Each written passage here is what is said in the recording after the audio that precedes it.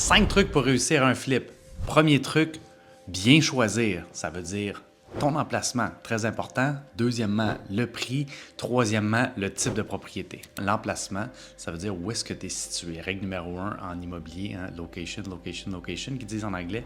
Fait que ton emplacement, tu es situé où? Est-ce que tu es dans un endroit où est-ce que c'est en demande? Super important.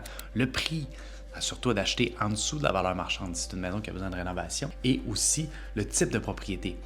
Bungalow, cottage, un étage, 2 étages, est-ce que c'est un condo, est-ce qu'il y a un bachelor, qu'est-ce qu'il y a sur la propriété de particulier et est-ce que c'est en demande? Deuxième truc, ton budget. Il faut que tu planifies ton budget avant même d'avoir acheté. C'est important d'avoir un budget clair pour savoir où est-ce que tu t'en vas. Puis aussi, ça va t'aider aussi à aller chercher des investisseurs ou des prêteurs. Tu dois avoir un budget surprise. Parce que des rénovations, c'est pas comme une construction neuve. Il y a beaucoup de surprises. Quand une fois que tu ouvres les murs, tu ne sais pas qu'est-ce qu'il y a derrière, tu ne sais pas qu'est-ce qui va se passer.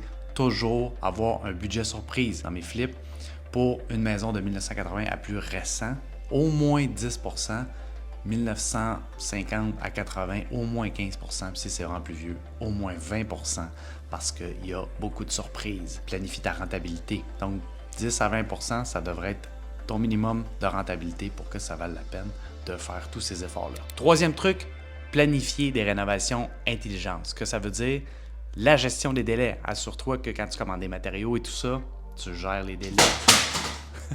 Le con. Minou! Quand tu as besoin de commander des matériaux, tu as besoin de planifier aussi ta main-d'œuvre. C'est important de bien gérer ces délais-là. Ensuite, le design.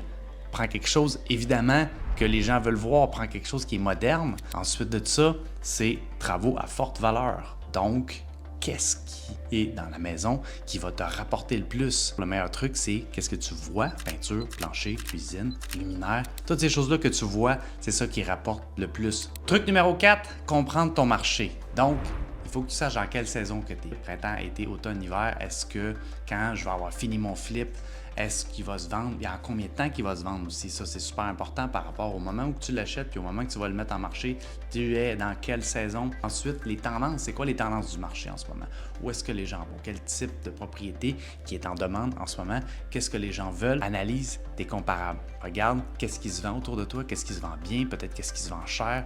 Regarde toutes les maisons qui se sont vendues, qui sont semblables. Regarde comme il faut tout ton marché, tes concurrents, tes comparables, super important de le savoir. Truc numéro 5, optimiser ta vente. Donc, comment tu vas mettre ta maison en valeur? Comment tu vas mettre ton flip en valeur?